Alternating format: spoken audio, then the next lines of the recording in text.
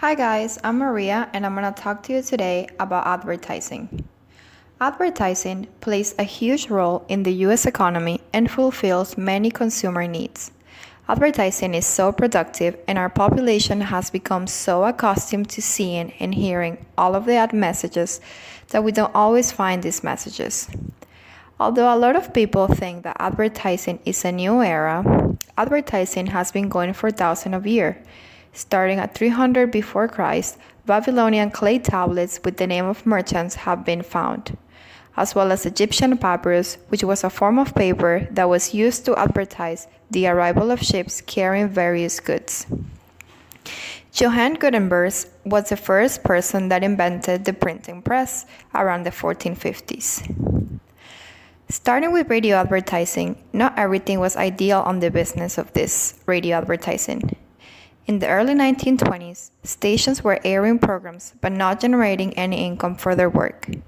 Expenses began to emerge, such as having to buy equipment that was expensive, such as transmitters, receivers, and other equipment. Given these costs, there was a collective call among broadcasters to figure out a way to generate income.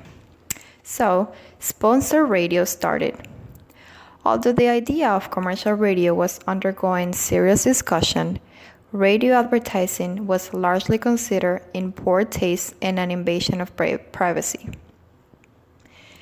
The public got its first glimpse of television at the 1939 New York World's Fair, but it didn't immediately catch on. World War II interrupted television set manufacturing and program transmission, stalling television's adoption by consumers until about 3 years after the war. At first, television advertising was based largely on radio's sponsorship model. Advertisers and their agencies produced sponsored programs such as Kraft Television Theater and Texaco Star Theater. However, television programs were much more expensive to produce than radio programs, and agencies and advertisers found themselves spending thousands of dollars each week.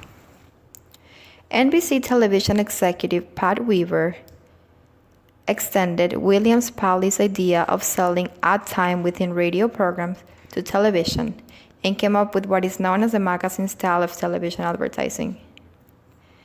Now, although advertising benefits us in many ways, it also contributes to information overload. We're bombarded with ads practically everywhere we look. Television, radio, and the internet are all packed with ads.